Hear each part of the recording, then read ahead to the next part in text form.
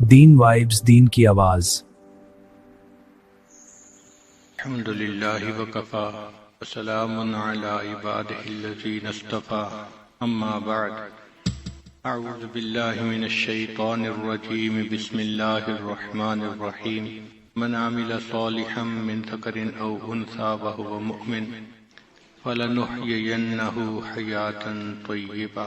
سبحان ربک رب العزۃ عما یصفون، سلام علی المرسلین والحمد للہ رب العالمین۔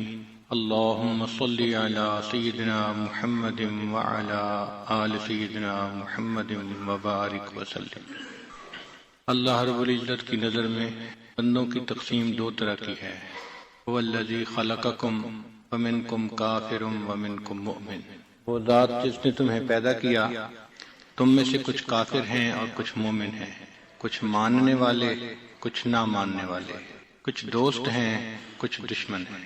یہ دو طرح کی تقسیم ہے اللہ کی نظر میں۔ جو ایمان والے ہیں وہ اللہ کے دوست ہیں، اور جو کافر ہیں وہ شیطان کے دوست ہیں۔ اس دنیا میں انسانوں کی زندگی پہ غور کیا جائے تو چار طرح کی زندگی ہے۔ پہلی زندگی قالب کی زندگی، جسم کی زندگی۔ کافر کی زندگی قالب کے مزوں کی زندگی۔ ان کا مقصود زندگی کا یہ ہوتا ہے جسم کو لذت ملے، جسم کو سہولت ملے، جسم کو آرام ملے۔ چنانچہ وہ کماتے ہیں تو اسی لیے جو کام کرتے ہیں ان کا مقصود جسم کو لذت پہنچانا ہوتا ہے، آرام پہنچانا ہوتا ہے۔ کھانا پینا اور جماع یہ کافر کی زندگی کا مقصد بنا ہوتا ہے۔ چنانچہ جو شخص اس کو اچھی طرح کرتا ہے وہ بڑا خوش نصیب سمجھا جاتا ہے کفار کی دنیا میں۔ آپ غور کریں، ان کی تمام محنتوں کا نچوڑ آپ کو یہ دو چیزیں نظر آئیں گی۔ اتنی محنت کھانے پینے پہ ہو رہی ہے کہ آج سبزی اور گوشت کی سینکڑوں ڈشز بن چکی ہیں۔ 7 کورس میل کھایا جاتا ہے، اس کا پروٹوکول ہے۔ فاسٹ فوڈ کے نام سے روز نئے سے نئے کھانے سامنے آ رہے ہیں۔ آئس کریم کی 50 سے اوپر فلیورز بن چکی ہیں، یہ ونیلا فلیور ہے، یہ فلاں ہے۔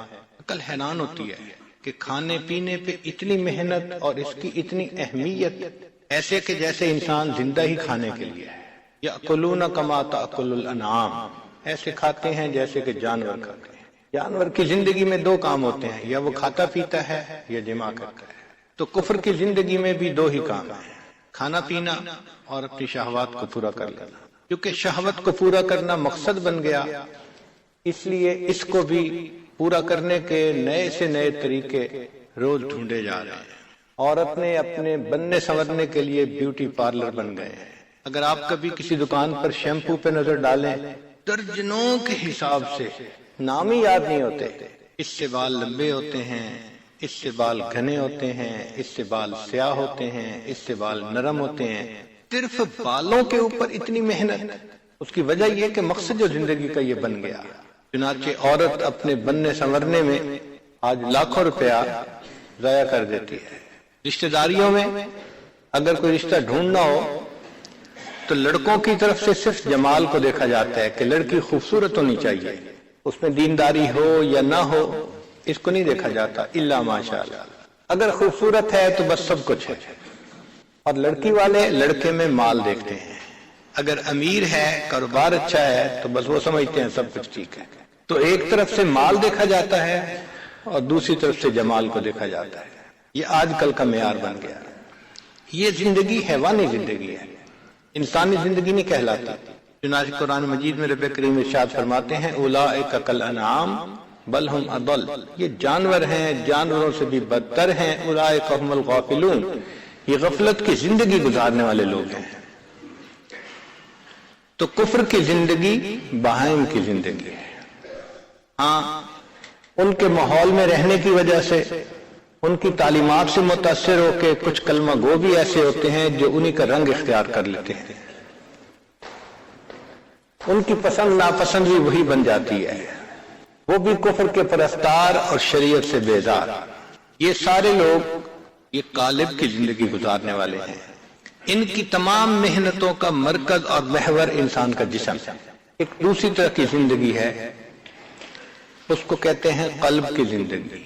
یہ وہ لوگ ہیں جنہوں نے کلمہ پڑھا، اللہ تعالیٰ کی وحدانیت کا اقرار کیا، نبی علیہ الصلوۃ والسلام کی رسالت کا اقرار کیا، یہ جو شریعت کے بڑے بڑے احکام ہیں ان کو پورا کرتے ہیں، نماز، روزہ، حج، زکوٰۃ، مگر سمجھتے ہیں کہ شاید دین صرف یہیں تک ہے، اس کے علاوہ ان کی بقیہ زندگی من مرضی کی زندگی ہوتی ہے۔ یہ بھی نفس امارہ کی زندگی گزارنے والے لوگ کہ چند احکام کے علاوہ ان کی اپنی زندگی من مرضی کے مطابق ہوتی ہے۔ ان کو شیطان ذرا سی پھونک مارتا ہے تو یہ اس کے پیچھے چلنے کے لیے تیار ہوتے ہیں۔ یہ نام کے مسلمان، کہ نام تو مسلمانوں والا ہے، لیکن اگر کام دیکھیں تو کام سے مسلمان نظر نہیں آتے۔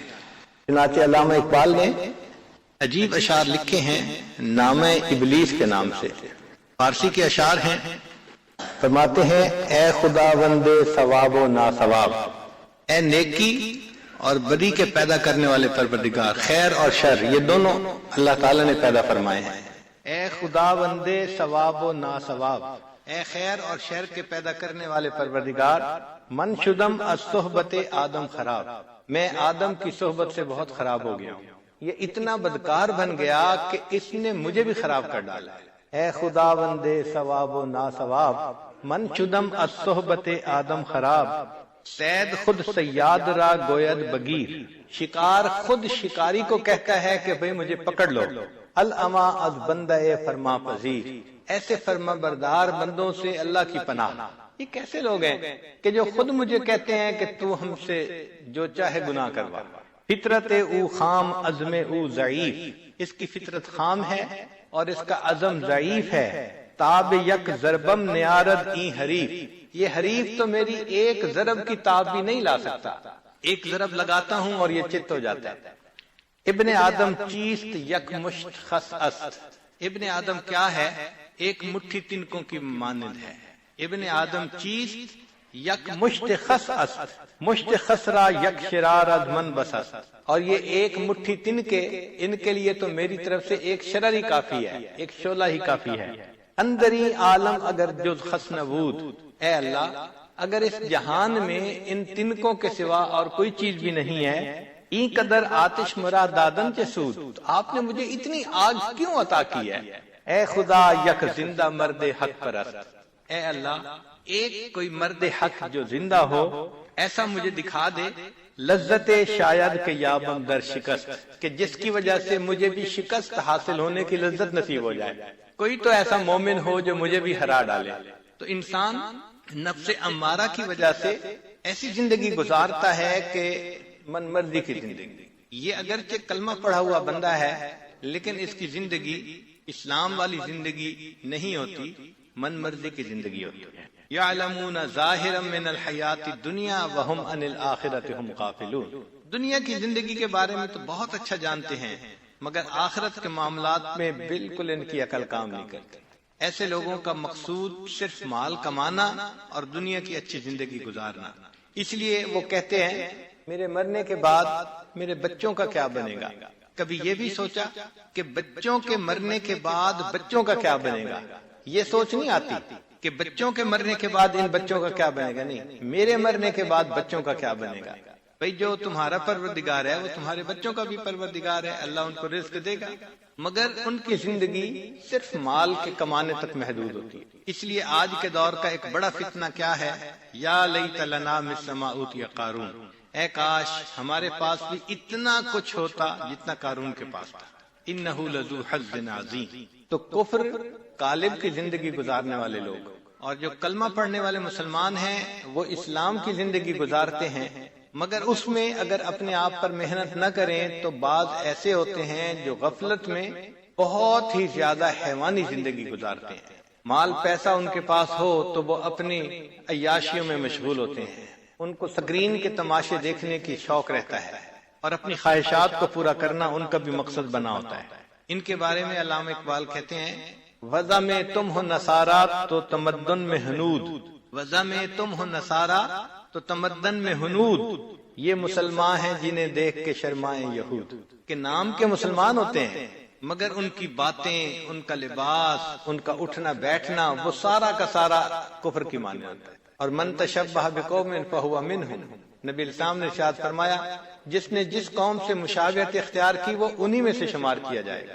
یہ نفس امارہ والے لوگ ہیں جنہوں نے اپنے نفس سے محنت نہیں کی ہوتی، بلکہ وہ اپنے نفس کی چاہتوں کو پورا کرنے میں صبح و شام لگے ہوئے ہوتے ہیں۔ یوں تو سید بھی ہو، مرزا بھی ہو، افغان بھی ہو، تم سبھی کو چھو بتاؤ تو مسلمان بھی ہو۔ فرقہ بندی ہے کہیں اور کہیں ذاتیں ہیں، کیا زمانے میں پنپنے کی یہی باتیں ہیں؟ تو کہنے کو مسلمان ہوتے ہیں لیکن اگر دیکھو تو آپس میں جھگڑے۔ یہ کتنی عجیب بات ہے، مسجد میں آنے والے، نماز پڑھنے والے، ادھر بھی داڑھی ادھر بھی داڑھی، ادھر بھی ٹوپی ادھر بھی ٹوپی، اور مقدمہ چل رہا ہوتا ہے مسجد کے بارے میں۔ نفس اتنا مضبوط ہوتا ہے کہ وہ اپنی خواہش کو پورا کرنا چاہتا ہے۔ آج جو یہ عدالتیں مقدموں سے بھری پڑی ہیں، یہ اس بات کی نشاندہی کرتی ہیں کہ دل وہ عداوتوں سے بھرے پڑے ہیں۔ جب دل عداوتوں سے بھرتے ہیں تب عدالتیں مقدموں سے بھرتی ہیں۔ بھائی بھائی پہ مقدمہ، پڑوسی پڑوسی کا مقدمہ، اور یوں کہنے کو ہم مسلمان بھی ہیں۔ اس کی بنیادی وجہ کیا ہوتی ہے کہ دل میں اللہ تعالیٰ کی محبت کی وہ چنگاری روشن نہیں ہوتی ہے۔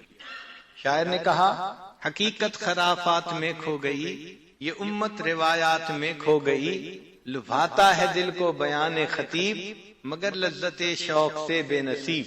وہ صوفی کے تھا خدمت حق میں مرد، امانت میں یکتا دیانت میں فرد، عجم کے خیالات میں کھو گیا، وہ سالک مقامات میں کھو گیا، بجھی عشق کی آگ اندھیر ہے، مسلمان نہیں راکھ کا ڈھیر ہے۔ تو آج کا یہ مسلمان راکھ کا ڈھیر ہے، اس کے اندر چنگاری نہیں ہے اللہ رب العزت کی محبت کی۔ نتیجہ کیا نکلا کہ بس اپنی خواہشات کو پورا کرنا۔ دنیا میں ہم اس طرح جیتے ہیں کہ شاید ہم نے کبھی مرنا ہی نہیں۔ ایک اور جگہ علامہ اقبال نے فارسی میں بڑے عجیب اشعار کہے ہیں، فرماتے ہیں، عقل تو زنجیری افکار غیر، کہ نام کے مسلمان تیری عقل غیر کے خیالات کی بنی ہوئی زنجیر ہے۔ عقل تو زنجیری افکار غیر، در گلوئے تو نفس از تار غیر، اور تیرے گلے میں جو سانس چلتا ہے وہ بھی غیر کے تار کا۔ پر زبانت گفتگوہا مستعار، تیری زبان پر جو گفتگو ہے وہ بھی کسی سے مانگی ہوئی ہے۔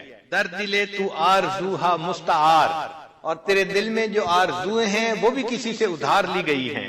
کمریانت را نواہا خواستہ، تیری کمریاں جو نغمے گا رہی ہیں وہ بھی کسی غیر کے ہیں۔ سروحایت را کباہا خواستہ، اور تیرے سراپا نے جو کپڑے پہنے ہوئے ہیں یہ پیرہن بھی کسی غیر کا پہنا ہوا ہے۔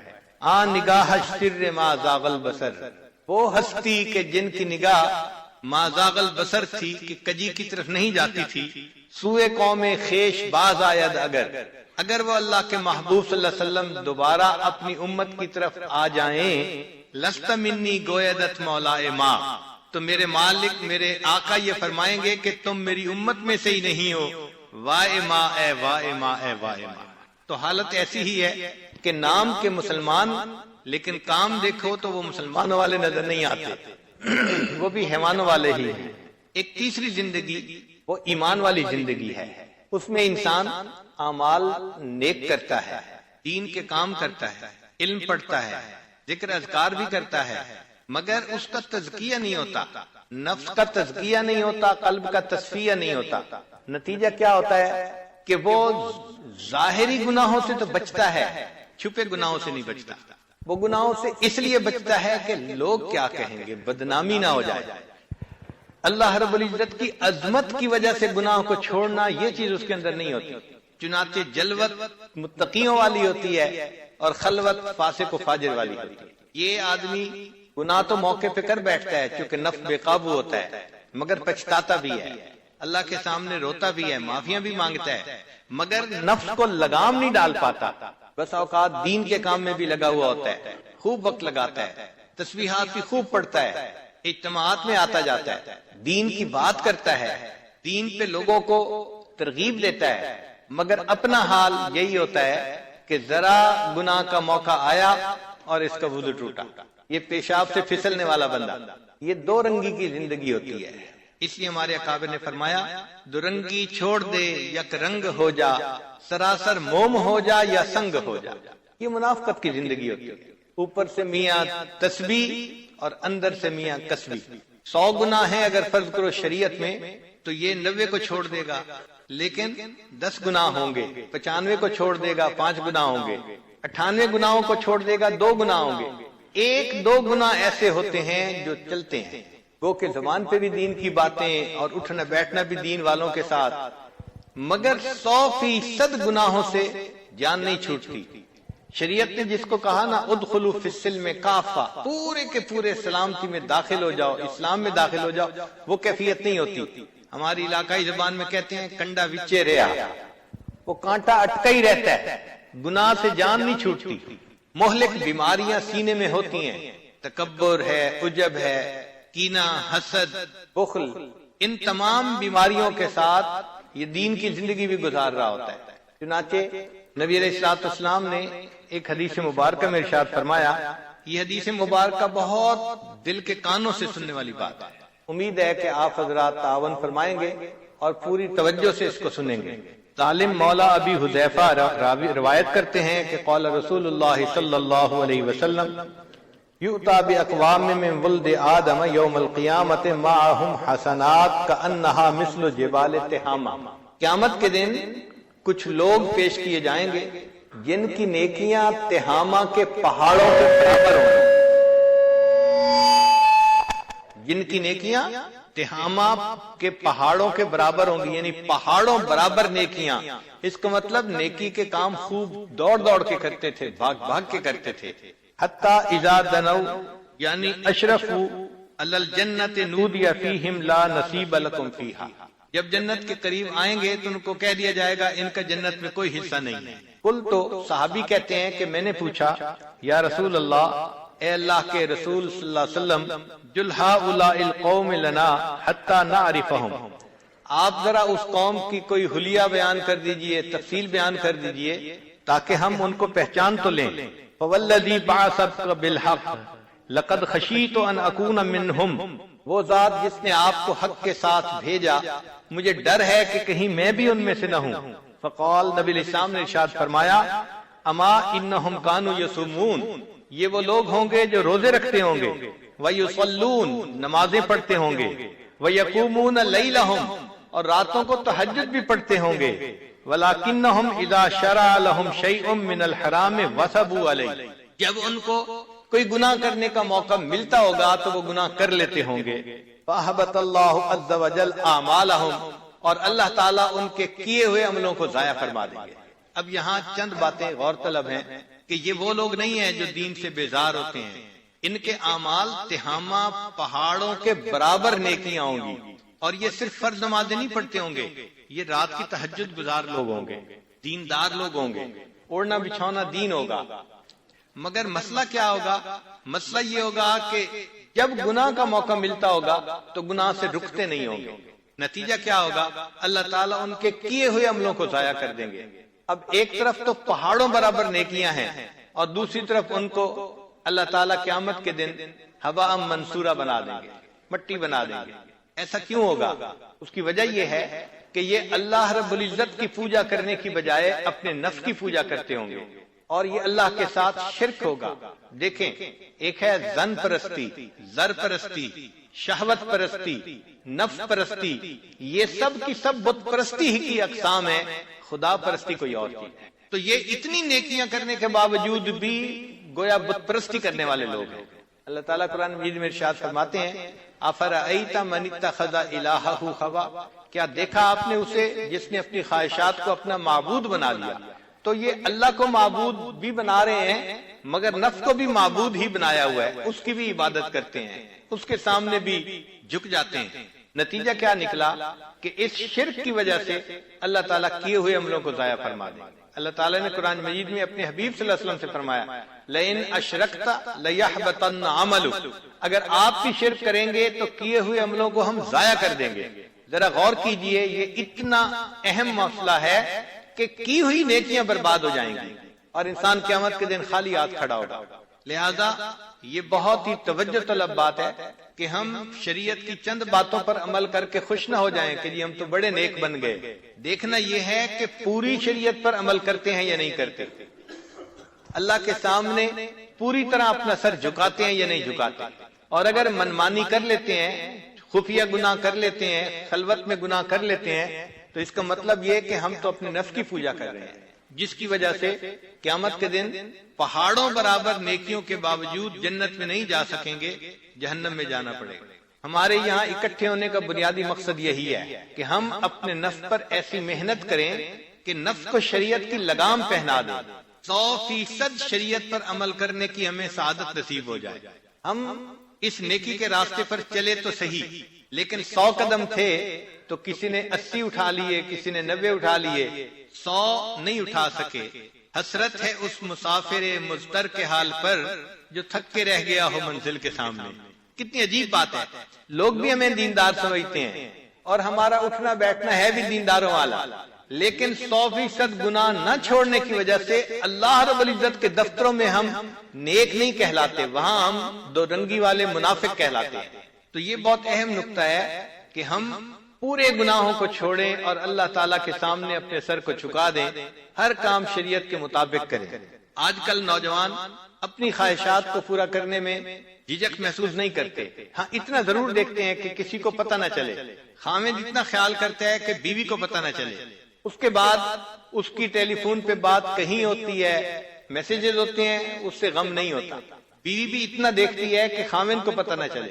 تو گویا ہم اگر گناہ سے بچ رہے ہیں تو کسی کی وجہ سے بچ رہے ہیں، اللہ تعالیٰ کی وجہ سے نہیں بچ رہے۔ اس لیے میں اپنے دوستوں کو کہتا ہوں کہ جب میسیجز میں کسی کو لکھے نا آئی لو یو تو ہاتھ کانپنے چاہیے، زبان سے کسی کو کہنا آئی لو یو تو زبان کانپنی چاہیے۔ کیوں؟ یہ اتنا اسٹرانگ سٹیٹمنٹ ہے کہ اگر آپ نے خلاف شرع یہ الفاظ کسی کو کہے، کسی غیر محرم کو کہے، یہ اللہ تعالیٰ کی غیرت کا معاملہ ہے۔ این ممکن ہے کہ آپ یہ الفاظ لکھ کر ٹیکسٹ کریں گے کسی کو اور اللہ تعالیٰ کو غیرت آئے اور وہ فرما دیں کہ اچھا میرے چاہنے والوں میں سے اس کا نام خارج کر دو۔ تو یہ کوئی چھوٹی سی بات نہیں ہے، بہت سوچ سمجھ کے یہ لفظ لکھنے چاہیے۔ اور آج تو کفر نے ایسا ماحول بنا دیا ہے کہ کسی کا فون آ جائے آخر پہ لازمن یہ الفاظ کہتے ہیں، اور دکھ اس بات پہ ہوتا ہے کہ توقع کرتے ہیں کہ اگلا بھی یہی لفظ کہے گا۔ انٹرنیٹ اور سیل فون انہوں نے گناہوں کے راستوں کو کھول دیا ہے۔ اس لیے یہ انٹرنیٹ حقیقت میں انٹر انٹو دی نیٹ ہے، جال کے اندر داخل ہو جاؤ۔ جس کو عادت پڑ گئی اس کی وہ جال میں پھنس گیا۔ تو ایسی زندگی کہ جس میں انسان لوگوں کے سامنے ہو تو مومن ہو اور تنہائی میں ہو تو پھر فاسق و فاجر ہو، یہ دورنگی کی زندگی بھی اللہ رب العزت کو پسند نہیں ہے۔ نفسانی محبتیں انسان کو اللہ تعالیٰ کی نظر سے گرا دیتی ہیں۔ جو اللہ تعالیٰ کی محبت چاہنے والے لوگ ہیں ان کو اس بات پہ بہت زیادہ محنت کرنے کی ضرورت ہے، ورنہ تو قیامت کے دن وہی معاملہ ہوگا۔ قرآن مجید میں ایک بڑھیا کے بارے میں فرمایا کلتی نقدت غزلها من بعد قوت انکاسا، کہ وہ دھاگے کاٹتی تھی اور جب پوری کام ہو جاتا تھا اپنے ہاتھوں سے دھاگوں کو توڑ بیٹھتی تھی۔ تو جو آدمی نیکی بھی کرے، تہجد بھی پڑھے، اذکار بھی کرے، مجالس میں بھی آئے، مگر چھپے ہوئے چند گناہ بھی کرتا رہے، اس کی مثال اس بوڑھی عورت کی مانند ہے۔ اس نے بھی دھاگا تو کاٹا لیکن کاٹنے کے بعد پھر اس دھاگے کو توڑ بیٹھی۔ ایک چوتھی زندگی گزارنے والے لوگ ہوتے ہیں قلب کی زندگی گزارنے والے، لیکن وہ احسان والی زندگی گزارتے ہیں۔ ان کو اللہ تعالیٰ نفس مطمئنہ عطا فرما دیتے ہیں اور ان کا نفس شریعت کے تابعدار بن جاتا ہے۔ تزکیہ نفس اور تصفیہ قلب کی سعادت ان کو نصیب ہو جاتی ہے۔ وہ محنت کرتے ہیں اپنے نفس پر، حتیٰ کہ ان کی زندگی کا مقصد محبت الہی بن جاتی ہے۔ اور ان المحب لما یحب مطیع، پھر محب جس سے محبت کرتا ہے اس کا فرما بردار ہوتا ہے، وہ اللہ تعالیٰ کے حکم کی نافرمانی نہیں کرتے۔ صحابہ رضی اللہ تعالی عنہم کی جو زندگی تھی وہ احسان والی زندگی تھی۔ وہ اس طرح زندگی گزارتے تھے کہ جیسے ہر وقت اللہ رب العزت کے سامنے ہے اور اللہ تعالیٰ ان کو دیکھتے ہیں۔ اسی لیے حضرت ابن عمر اللہ عنہ ایک چرواہے سے بات کر رہے ہیں کہ تم بکری ہمیں بیچ دو۔ اس نے کہا میں مالک کو کیا کہوں گا؟ تو کہا کہ کوئی بہانہ کر دینا کہ بکری کو بھیڑیا کھا گیا۔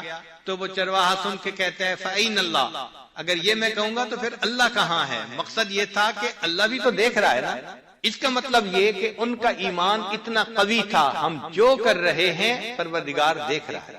حضرت عمر اللہ عنہ گلی میں سے گزر رہے ہیں، رات کا وقت ہے، ایک بوڑھی عورت ایک جوان لڑکی سے بات کر رہی ہے، کیا بکریوں نے دودھ دے دیا؟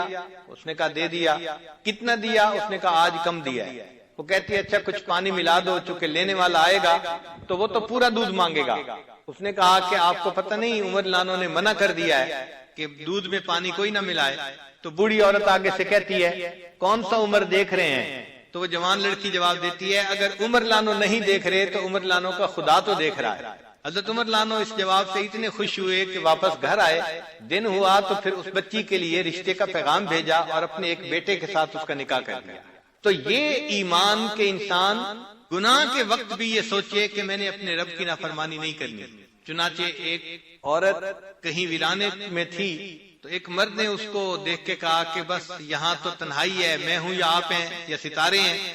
اس نے آگے سے جواب دیا فَأَيْنَ مَكُوكِبُهَا، ستاروں کا پیدا کرنے والا کہاں ہے؟ یقین تھا ان کا کہ اللہ تعالی ہمیں دیکھ رہا ہے۔ کتابوں میں واقعہ لکھا ہے کہ اندھیرا تھا تو اس جگہ ایک مرد نے کسی عورت کے جسم پر ہاتھ رکھ دیا، تو جیسے رکھا تو اس عورت نے فوراً کہا ڈر اس پروردگار سے جو اندھیرے میں اسی طرح دیکھتا ہے جس طرح کہ وہ اجالے میں دیکھتا ہے۔ ایمان بنا ہوا تھا، یہ نہیں سوچ ہوتی تھی کہ کوئی دیکھ رہا ہے یا نہیں، یہ سوچی تھی اللہ دیکھ رہا ہے، گناہوں سے بچتے تھے۔ چنانچہ حضرت شیخ الحدیث رحمۃ اللہ نے بھی واقعہ لکھا ہے کہ ایک قصاب تھا، ہمسائے کی باندی سے اس کا تعلق بن گیا اور یہ چاہتا تھا کہ کسی طرح میں اس کے سامنے اپنے مدعا کا اظہار کروں۔ تو ایک دن اس کو موقع مل گیا، اس نے اس کو کہا کہ بس مجھے تم سے اتنا تعلق ہے کہ میں تمہارے بغیر نہیں رہ سکتا، میں ملنا چاہتا ہوں۔ اس نے جواب دیا کہ جتنا تم مجھ سے پیار کرتے ہو اس سے زیادہ میں تمہیں پسند کرتی ہوں، مگر میں اللہ سے ڈرتی ہوں، میں گناہ نہیں کر سکتی۔ اس کا معنی یہ کہ وہ ہر حال میں یہ استحضار رہتا تھا کہ اللہ رب العزت ہمیں دیکھ رہے ہیں، ہم جو کر رہے ہیں اللہ تعالیٰ کے سامنے۔ یہ استحضار ہمارا نہیں بنا ہوا، اگر ہمارا بنتا تو ہم گناہوں سے 100% بچ جاتے۔ اسی کو بنانے کے لیے ہم یہاں اکٹھے ہوئے ہیں، یہی مقصود ہے کہ ہم ایسا ذکر کریں، اللہ تعالیٰ کے سامنے ایسی سچی توبہ کریں کہ پھر اس کے بعد گناہ کا نشان زندگی سے نکل جائے۔ یہ نہیں ہوگا کہ ہم فرشتے بن جائیں گے، مگر اتنا ضرور ہوگا کہ نفس کے اوپر ہمیں اتنا قابو مل جائے کہ گناہ کے موقع پہ ہم گناہ کی طرف قدم بڑھانے کی بجائے اپنے رب کے حکم کی طرف قدم بڑھائیں۔ ایسے لوگ جو یہ چیز حاصل کر لیتے ہیں یہ مومن کامل کہلاتے ہیں۔ ہم تو زندہ ہیں کہ دنیا میں تیرا نام رہے۔ ان کی زندگی کا مقصد یہی ہوتا ہے کہ اللہ رب العزت کا پیغام دنیا کے اندر پھیلا دیا جائے۔ چنانچہ ایک خاتون نے کسی بزرگ سے اظہار مدعا کیا کہ میں آپ سے ملنا چاہتی ہوں، تو انہوں نے کہا کہ کیسے ہم کوئی عمل کر سکتے ہیں جبکہ ایک قاضی اور 4 گواہ ہمیں دیکھ رہے ہیں؟ تو عورت حیران ہوئی، کہنے لگی ایک قاضی اور 4 گواہ دیکھ رہے ہیں؟ وہ کہنے لگے ہاں، قاضی اللہ رب العزت کی ساتھ ہے اور 2 فرشتے میرے اور 2 فرشتے تمہارے، 4 گواہ بھی ہمیں دیکھ رہے ہیں۔ تو جب قاضی بھی دیکھ رہا ہو، 4 گواہ بھی دیکھ رہا ہو، تو پھر فرد جرم عائد ہونا آسان ہوتا ہے۔ ان کی بات ایسی تھی کہ اس بات کی وجہ سے اس عورت کو اللہ نے توبہ کی توفیق عطا فرمائی۔ آج تو گناہ اس لیے نہیں کیا جاتا کہ گناہ کے موقع نہیں ملتے، ورنہ موقع مل جائے تو الا ماشاء اللہ قسمت والے ہوتے ہیں جو گناہ سے بچ سکتے ہیں۔ یہاں پر ایک اور بھی بات سمجھنے والی ہے کہ حدیث جبرائیل میں احسان کے بارے میں فرمایا گیا ان تعبد اللہ کأنک تراہ، کہ تم اللہ کی عبادت ایسے کرو جیسے اللہ کو دیکھتے ہو۔ فإن لم تكن تراہ فإنہ یراک، اور اگر تم ایسے نہیں کر سکتے تو ایسے عبادت کرو جیسے اللہ تمہیں دیکھ رہا ہے۔ تو یہ جو پہلا مرتبہ ہے نا ان تعبد اللہ کأنک تراہ، یہ تو نبوت کا اور صدیقیت کا منصب ہے، ہر بندہ ایسا نہیں کر سکتا۔ نبی علیہ الصلوۃ والسلام کی عبادت تو واقعی ایسی تھی کہ وہ تو معراج پہ اللہ تعالیٰ کا دیدار کر کے آئے تھے، تو ان کی عبادت ایسی تھی کہ جیسے اللہ کو دیکھ رہے ہیں۔ یا سیدنا صدیق اکبر لانو جنہوں نے نبی علیہ الصلوۃ والسلام سے ایسی نسبت جوڑ لی تھی معیت کاملہ کی کہ ان کو اللہ نے وہ کیفیتیں دے دی تھی۔ حدیث پاک میں ہے ما صب اللہ فی صدری الا وقد صببتہ فی صدر ابی بکر، اللہ نے میرے سینے میں جو ڈالا ہے میں نے اسے ابو بکر کے سینے میں ڈال دیا ہے۔ تو یہ کیفیت تو ہے اس مقام کی، اور باقی ہم اور آپ جو ہیں ہمارے لیے تو یہی کیفیت ہے کہ فَإِن لَمْ تَكُنْ تَرَاهُ فَإِنَّهُ يَرَاكَ، ہم یہ مشق کریں کہ اللہ ہمیں دیکھ رہا ہے۔ اس لیے اکثر خانقاہوں میں آپ جائیں گے تو تعلیم دی جائے گی بھئی اس کا خیال کرو کہ اللہ مجھے دیکھتا ہے۔ اسباق بھی کروائے جاتے ہیں، اللہ حاضری، اللہ ناظری، اللہ معی، تو اللہ تعالی ہمیں دیکھ رہا ہے، یہ کامل یقین دلوں میں بیٹھ جائے۔ ذکر کا بھی بنیادی مقصد یہی ہوتا ہے کہ ایسا یقین بیٹھ جائے کہ اللہ تعالیٰ ہمیں دیکھتا ہے پھر ہم گناہ نہ کریں. جس بندے کو عبادت کی یہ کیفیت نصیب ہو جائے کہ اللہ دیکھتا ہے اور وہ اللہ تعالیٰ کی وجہ سے گناہوں کو چھوڑ دے، ایسا بندہ سچی توبہ کرنے والا ہوتا ہے اور یہ اللہ کا محبوب ہوتا ہے. فرمایا ان اللہ یحب التوابین، اللہ تعالیٰ توبہ کرنے والوں سے محبت فرماتے ہیں. یہ بندہ اللہ کا محبوب بن جاتا ہے جو سب گناہوں کو چھوڑ دیتا ہے، اور یہی اصل ذاکر ہوتا ہے. چنانچہ حضرت عمر رضی اللہ عنہ سے پوچھا گیا کہ ذاکر کون ہوتا ہے، تو آپ نے فرمایا کہ جو بندہ گناہ کے موقع پہ اللہ کو یاد رکھے اور گناہ سے بچ جائے، اصل ذاکر وہ ہوتا ہے. ذاکر وہ نہیں ہوتا کہ ویسے تو تسبیح پڑھتا رہے اور موقع پہ جھوٹ بھی بول دے، موقع پہ غیبت بھی کر لے، موقع پہ آنکھ بھی غلط دیکھ لے. یہ کہاں سے ذاکر آ گیا؟ یہ تو غافل آدمی ہے. ذاکر وہ ہے جس کو احکام خدا یاد رہے کہ میں نے کوئی کام اللہ تعالیٰ کے حکم کے خلاف نہیں کرتا. اب زندگی تو اس بندے کی بھی دیکھنے میں ویسی ہی ہے، اور زندگی جو دوسرے دین کے کام میں لگے ہوئے تھے اور تہامہ پہاڑ کے برابر نیکیاں لے کے آئیں گے، وہ ان کی دیکھنے میں زندگی ایک ہی جیسی ہوتی ہے، مگر اندر فرق ہوتا ہے. ایک چھپے گناہوں سے بچتا ہے، دوسرا گناہوں سے نہیں بچتا، اس لیے بہت فرق ہو جاتا ہے. اسی کو علامہ اقبال نے کہا الفاظ و معانی میں تفاوت نہیں لیکن الفاظ و معانی میں تفاوت نہیں لیکن ملا کی اذاں اور ہے. الفاظ و معانی میں تفاوت نہیں لیکن ملا کی اذاں اور مجاہد کی اذاں اور، پرواز ہے دونوں کی اسی ایک فضا میں، کرگس کا جہاں اور ہے شاہی کا جہاں. تو وہ لوگ جو چھپے گناہ کرتے ہیں وہ کرگس کی پرواز کرنے والے، اور جو 100% گناہوں سے بچ جاتے ہیں یہ شاہی کی پرواز کرنے والے لوگ ہیں. یہ لوگ ہیں جن کو اللہ تعالیٰ سے سچی محبت ہوتی ہے. ہر کے عاشق شد جمال ذات را، اوست سید جملہ موجودات را. ہر وہ بندہ جو اللہ تعالیٰ کی ذات کا عاشق بن جاتا ہے وہ باقی تمام موجودات کا سردار بن جاتا ہے. اس کو مقام تسخیر کہتے ہیں کہ دیکھنے میں یہ بندہ ہوتا ہے مگر اللہ تعالیٰ اس کو مقام تسخیر عطا فرما دیتے ہیں. اللہ تعالیٰ کا حکم اس بندے کے جسم پہ چلتا ہے اور پھر اس بندے کا حکم آگے مخلوق پہ چلتا ہے. سیدنا عمر رضی اللہ تعالیٰ عنہ کی مبارک زندگی کو دیکھ لیں، ان کا حکم زمین، آگ، ہوا اور پانی ہر چیز پہ چلتا تھا. چنانچہ کتابوں میں لکھا ہے کہ ایک دفعہ زلزلہ آیا تو سیدنا عمر رضی اللہ عنہ نے زمین پہ پاؤں مارا اور پاؤں مار کے کہا کہ زمین تو کیوں ہلتی ہے؟ کیا عمر نے تیرے اوپر عدل قائم نہیں کیا؟ اور یہ کہنے پر زمین کا زلزلہ ختم ہو جاتا ہے. تو زمین نے ان کا حکم مانا. ایک مرتبہ منبر پہ کھڑے ہوئے فرمایا یا ساریۃ الجبل، اور ان کا یہ پیغام ہوا نے سینکڑوں میلوں دور تک پہنچا دیا تو ہوا نے ان کا حکم مانا. ایک مرتبہ مدینہ کے باہر سے آگ نکلی اور مدینہ طیبہ کی طرف بڑھنے لگی. سیدنا عمر رضی اللہ عنہ نے تمیم دار رضی اللہ عنہ کو بھیجا کہ جائیں اور آگ کو واپس لوٹا دیں. انہوں نے اپنی چادر ایسے لی جیسے کوڑا ہوتا ہے اور آگ کو مارتے تھے، آگ جہاں سے نکلی تھی وہیں واپس چلی گئی. آگ نے بھی ان کا حکم مانا اور پانی نے بھی ان کا حکم مانا کہ جب امیر لشکر نے خط بھیجا کہ مصر ہم نے فتح کر لیا ہے لیکن دریائے نیل کا پانی خشک ہے اور جب تک کسی جوان لڑکی کو اس میں نہ پھینکا جائے اس وقت تک پانی نہیں چلتا، ہمارے لیے کیا حکم ہے؟ تو سیدنا عمر رضی اللہ عنہ نے ایک کاغذ کے پرزے پر لکھ کر دیا اے دریائے نیل، اگر تو اپنی مرضی سے چلتا ہے تو نہ چل، اور اگر اللہ تعالیٰ کی مرضی سے چلتا ہے تو امیر المومنین تجھے حکم دیتے ہیں کہ تو چل. وہ رکا دریا میں ڈالا گیا، آج تک دریائے نیل چل رہا ہے اور سیدنا عمر رضی اللہ عنہ کی عظمتوں کے پھریرے لہرا رہا ہے. تو جو مومن کامل بن جاتا ہے پھر اس کا حکم مخلوق پہ چلتا ہے، اللہ اس کو مقام تسخیر عطا فرما دیتے ہیں. ایسے لوگ اللہ تعالیٰ کے محبوب لوگ ہوتے ہیں. اللہ تعالیٰ ان کو نمونے کے طور پہ پوری دنیا میں پھیلاتے ہیں. ہمارے حضرت مرشد عالم رحمۃ اللہ فرمایا کرتے تھے کہ اللہ تعالیٰ اپنے بعض بندوں کو اس لیے پھراتا ہے کہ لوگ دیکھ سکیں کہ بھئی اصل کیسے بننا تھا. کوئی بندہ جیسے کوئی ماڈل بناتا ہے نا تو وہ سب کو دکھاتا ہے، اللہ تعالیٰ بھی ایسے بندے کو دکھاتے ہیں کہ تم دیکھو کہ تمہیں ایسا بننا ہے. فرشتوں کو دکھانا تھا بشر ایسے بھی ہوتے ہیں. اللہ تعالیٰ ان بندوں کو عظمتیں دیتا ہے، مقام تسخیر عطا فرماتا ہے. ان کی نمازیں بھی اللہ کی حضوری والی نمازیں اور مقام احسان والی نمازیں ہوتی ہیں. سنی نہ مصر و فلسطین میں وہ عزا میں نے دیا تھا جس نے پہاڑوں کو راشا سیماب، وہ سجدہ روح زمین جس سے کانپ جاتی تھی اسی کو آج ترستے ہیں منبر و محراب.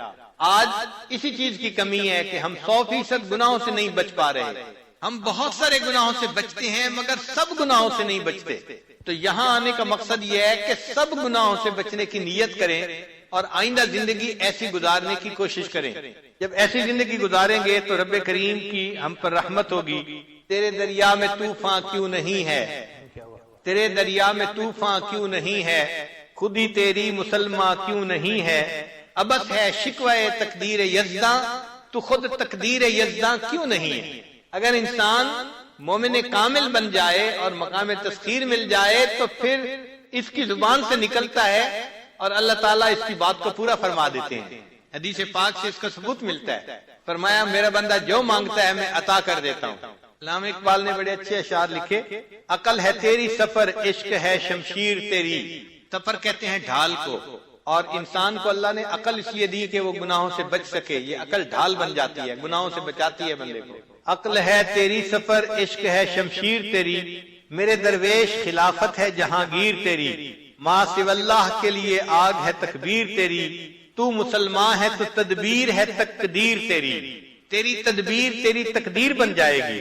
کی محمد سے وفا تو نے تو ہم تیرے ہیں, یہ جہاں چیز ہے کیا لوح قلم تیرے. تو ہم انسان کامل بننے کی محنت کریں. 100% سر کے بالوں سے لے کے پاؤں کے ناخنوں تک تمام گناہوں سے بچنے کی کوشش کریں.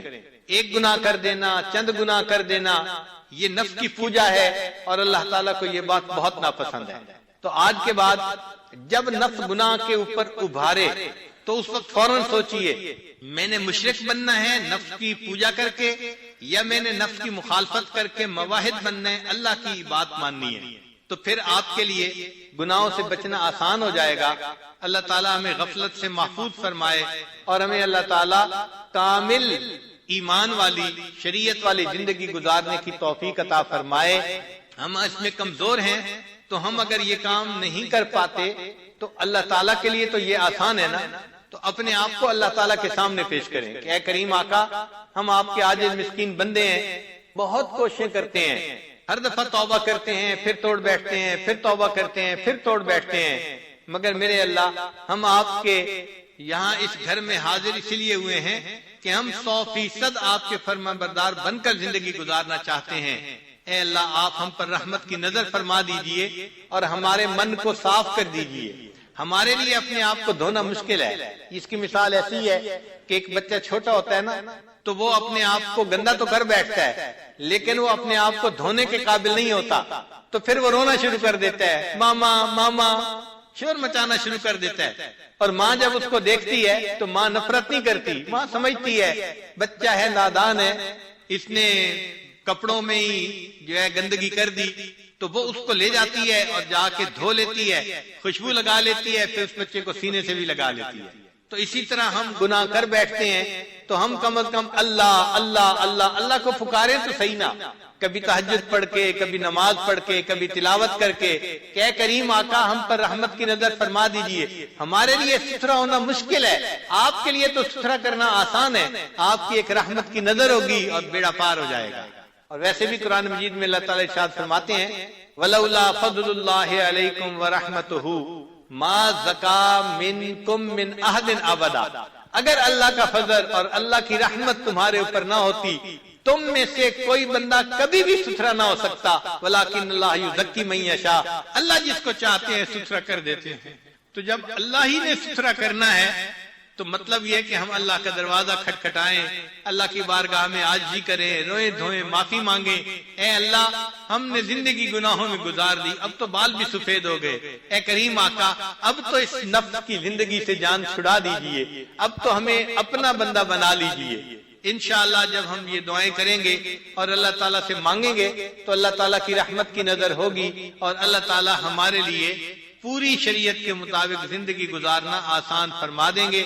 اللہ تعالی ہمیں مقام احسان والی زندگی نصیب فرمائے. ان تعبد اللہ کأنک تراہ فإن لم تکن تراہ فإنہ یراک. اسی کا نام تصوف ہے اور یہی انسان بننے کی محنت ہے. اللہ تعالی ہمیں ایسا بن کر زندگی گزارنے کی توفیق عطا فرما دے. وآخر دعوانا ان الحمد للہ رب العالمین.